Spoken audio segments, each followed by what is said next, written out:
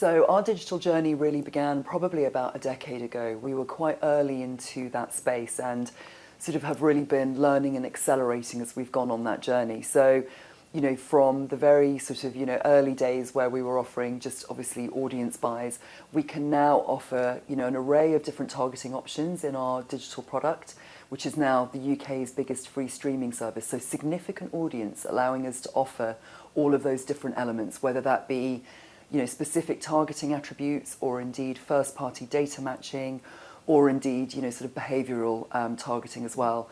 In addition, it's given us the opportunity to grow through our programmatic products that we've started to bring forward as well, and indeed a private marketplace, which we launched just last year. So we've been able to really accelerate, as I say, and expand into those areas.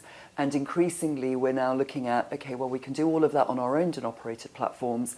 What might the future bring in terms of how we might take that approach out into other distribution platforms and other places that our content will live in? So here in the UK, the mainline broadcasters have spent the last decade building your own platforms. In your case, it's all four, although being renamed imminently, I believe. Have the broadcasters been overlooking the younger audiences that are elsewhere?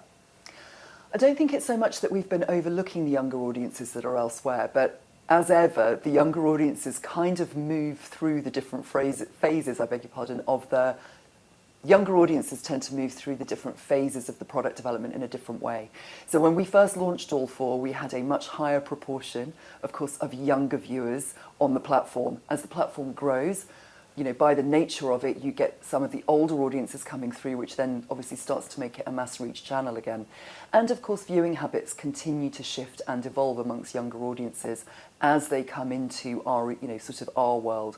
So when they sort of come up through their teen years and into the kind of content that we offer, we are increasingly having to think about how to create content that appeals to them and actually brings them into the Channel 4 world, whether that be through All 4 or the main channel, and that might be through commissioning decisions that we might make, or indeed for actually through creating specific content that is then distributed in channels where they will find it.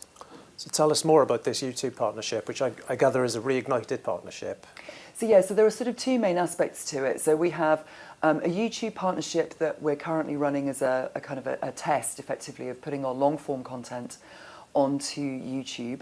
Obviously then supporting that with the promotional tools that are available, and indeed also selling advertising against it as an extension of what we're able to offer advertisers. But primarily it's really to drive growth in viewing, and it's to drive reach, so that we can actually see whether we can grow our incremental viewing off platform, particularly with a focus on younger audiences. The second thing that we've done is to take a very deliberate commissioning stance and actually start thinking about what we commission specifically in digital channels for younger audiences. And so there's a specific launch within YouTube as well that just happened a couple of months ago, which is Channel 4.0, which is a channel deliberately designed to target younger audiences, largely with short-form content, but taking a whole series of some of them established YouTube stars and actually giving them commissioned programming, or indeed, completely original pieces of programming. And all of that is actually overseen by digital commissioners within Channel 4, working within our overall commissioning system. So we're expecting to see real growth and energy from that over the coming 12 months. And we've heard today at the event how measuring cross-platform consumption is enough of a challenge when you consider your own apps and platforms. Yeah. With the addition now of another distribution surface, how are you threading it all together, all the measurement? Well, we're on that journey. It's not necessarily straightforward or easy, but we are, right from the outset of reigniting the partnership with YouTube, we've been thinking about how do we bring that measurement in and how do we make it complementary, even if it is currently 3 different streams, how do we make sure that it is kind of a like-for-like basis?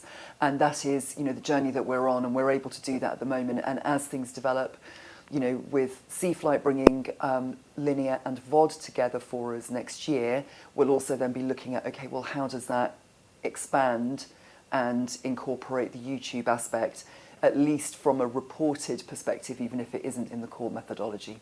And lastly, thinking about the year ahead, 2023, when you think about the levers that Channel 4 doesn't necessarily control, what do you hope shifts in the industry next year to unlock more growth? Well, I would hope actually not least a renewed sense of optimism and supply chains within the macro economy, which would be a helpful thing for us in 2023. But actually, I think also at a broader level, actually more collaboration both between different kinds of media owners. So, you know, sort of cross-platform collaboration, cross-channel collaboration, I think will be really important, because fundamentally that is what advertisers are asking for.